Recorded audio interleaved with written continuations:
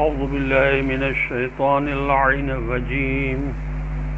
بسم الله الرحمن الرحيم. ألم تكن آياتي تتلى عليكم فكنتم بها تكذبون.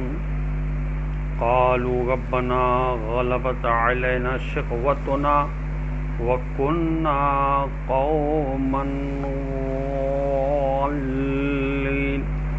ربنا اخرجنا منها فإن عدنا فإنا ظالمون. قال اخسئوا فيها ولا تكلمون. اللهم صل على محمد وآل محمد وعجل فرجهم. السلام علیکم ورحمۃ اللہ وبرکاتہ. اللہ تبارک و تعالیٰ کا شکر ہے کہ میں نے سورہ مبارک مؤمنون جو قرآن مجید کا 23 نمبر کا سورہ ہے، اس کی 4 آیات کی تلاوت کا شرف حاصل کیا.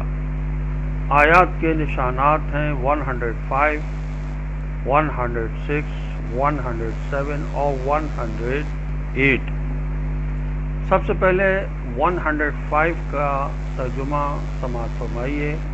کیا تم وہی نہیں ہو کہ جب میری آیات تمہیں سنائی جاتی تھیں تو تم انہیں جھٹلاتے تھے؟ آیت نمبر 106 کا ترجمہ یہ ہے کہ وہ کہیں گے ہمارے رب، ہماری بدبختی ہم پر غالب آ گئی تھی اور ہم گمراہ لوگ تھے. آیت نمبر 107 کا ترجمہ یہ ہے کہ اے ہمارے رب، ہمیں اس جگہ سے نکال دے. اگر ہم نے پھر وہی جرائم کیے تو ہم لوگ ظالم ہوں گے. آیت نمبر 108 کا ترجمہ یہ ہے، اللہ فرمائے گا خوار و ذلیل ہو کر اسی میں پڑے رہو اور مجھ سے بات نہ کرو. اخسؤ، خسا یعنی کسی کو دھتکارنا. ایک ایسا سوال جس میں ان کے جرائم کا پورا خاکہ موجود ہے اور آنے والے عذاب کا پورا نقشہ. وہ آیت الہی کی تکذیب کرتے تھے. اعترافی جواب یہ، ہماری شقاوت بدبختی ہم پر غالب آ گئی تھی. ہمیں اعتراف ہے کہ ہم تجاوز کار ظالم تھے. بعض حضرات نے اسے اعتذاری جواب قرار دیا ہے کہ یہ تکذیبی عناصر گویا اشعری مذہب کے مطابق یہ عذر پیش کر رہے ہوں گے کہ اے اللہ، ہم نے تیری آیات کی تکذیب اس لیے کی کہ تو نے ازل میں یہی لکھ دیا تھا. تیرا فیصلہ غالب آ گیا اور تکذیب ہو گئی. ہم نے اپنی خود مختاری سے تو نہیں کی. صاحب محاسن التاویل کا جواب اشعری مذہب کے مطابق نہیں ہے، اگرچہ اپنی جگہ درست ہے.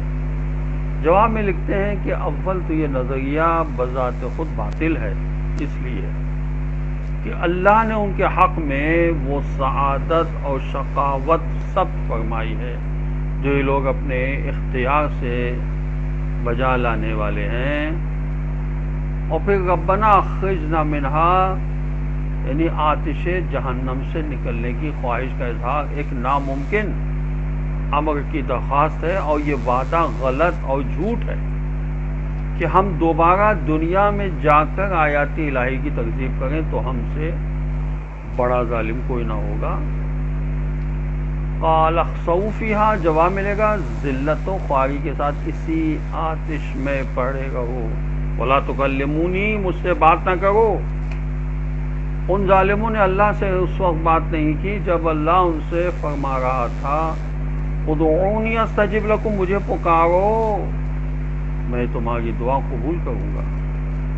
دار امتحان میں جن لوگوں نے اللہ سے بات نہیں کی اور نہ اللہ کی بات سنی، انہیں دار جزا میں یہ بات کرنے کی اجازت نہیں ملے گی.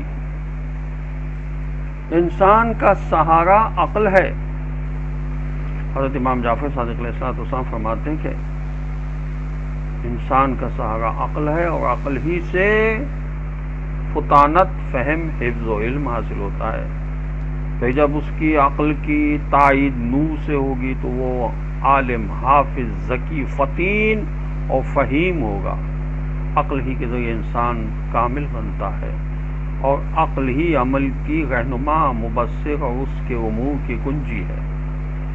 حضرت رسول اکرم صلی اللہ علیہ وسلم نے فرمایا کہ ہر چیز کے لیے ایک ستون و سہارا ہوتا ہے، جبکہ مومن کا ستون و سہارا اس کی عقل ہے، عقل کے مطابق ہی اس کی اپنے رب کے لیے عبادت ہوگی۔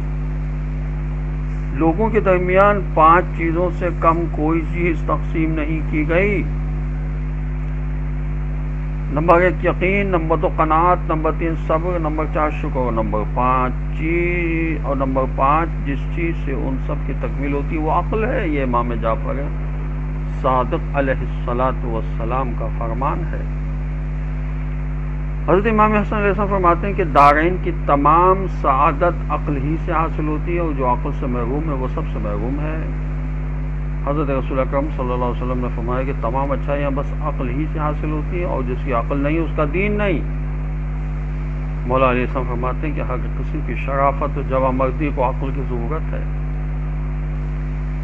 ہر چیز کا ایک آلہ و ہتھیار ہوتا ہے، جبکہ مومن کا آلہ و ہتھیار اس کی عقل ہے۔ ہر چیز کے لیے سواری ہوتی ہے، جبکہ انسان کی سواری عقل ہے۔ ہر چیز کی ایک انتہا ہوتی ہے، جبکہ عبادت کی انتہا عقل ہے۔ ہر قوم کا ایک نگران ہوتا ہے، جبکہ عبادت گزاروں کے نگران عقل ہے۔ ہر تاجر کی ایک پونجی ہوتی ہے، جبکہ مجتہدین کی پونجی عقل ہے۔ ہر خرابی کی ایک آبادی ہوتی ہے، جبکہ آخرت کی آبادی عقل ہے۔ اور ہر سفر کے لیے خیمہ ہوتا ہے جس میں مسافر پناہ لیتے ہیں، اور مسلمانوں کا خیمہ عقل ہے۔ حضرت علی صاحب فرماتے ہیں کہ عقل سے حکمت کے سوتے پھوٹتے ہیں، اور حکمت سے عقل کے سوتے پھوٹتے ہیں۔ حضرت امام موسی کاظم علیہ السلام نے فرمایا کہ جو شخص مال کے بغیر تونگری، حسد سے دل کی راحت اور دین کی سلامتی کا خواہشمند ہے، اسے بڑی عاجزی کے ساتھ خداوند متعال سے یہ دعا کرنا چاہیے کہ وہ اس کی عقل کو کامل کر دے۔ اللہ تعالیٰ کی طرف سے لوگوں پر 2 قسم کی حجتیں ہیں، اور ایک ظاہری اور ایک باطنی۔ ظاہری حجت رسول، نبی اور امام کی ہیں، اور باطنی حجت عقل ہے۔ یہ حضرت امام موسی کاظم علیہ السلام نے فرمایا۔ ابن سکیت حضرت امام رضا علیہ السلام سے عرض کرتے ہیں، خدا کی قسم میں نے آپ جیسی کوئی اور شخصیت نہیں دیکھی۔ آج خلق خدا پر حجت کون ہے؟ تو امام علیہ السلام نے فرمایا عقل۔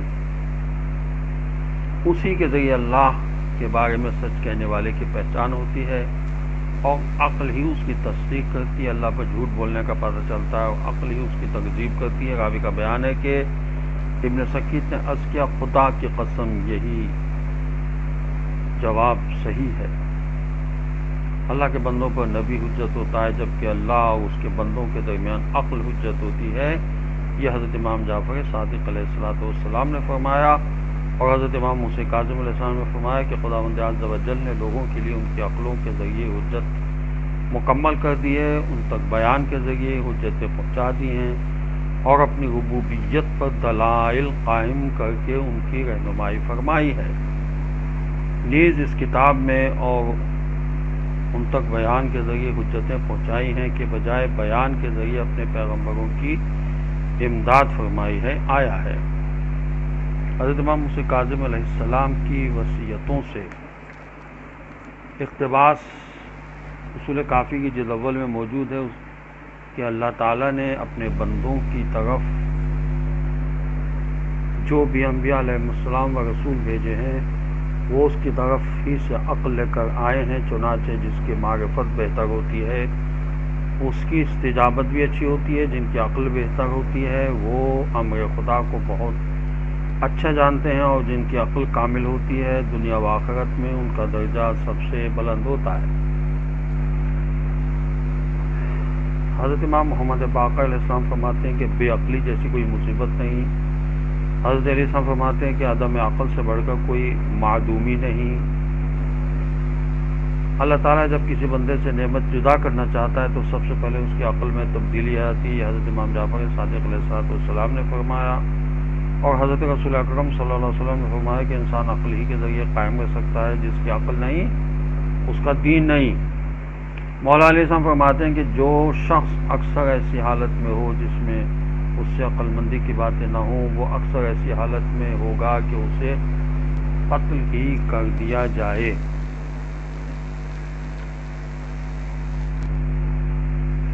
مزید یہ کہ انسان کو بس عمل کی طرف آگے بڑھنا چاہیے. نیک عمل کی دعوت سورہ مومنون کی آیت نمبر 51 میں اس طرح دی گئی کہ وَاعْمَلُوا صَالِحًا إِنِّي بِمَا تَعْمَلُونَ عَلِيمٌ. نیک عمل انجام دو اس لیے کہ اس میں ہر اس چیز سے آگاہ ہو جاؤ گے اور خدا ہر اس چیز سے آگاہ ہے جو تم کرتے ہو. اللہ فرماتا ہے کہ میں آگاہ ہوں جو کچھ تم کرتے ہو.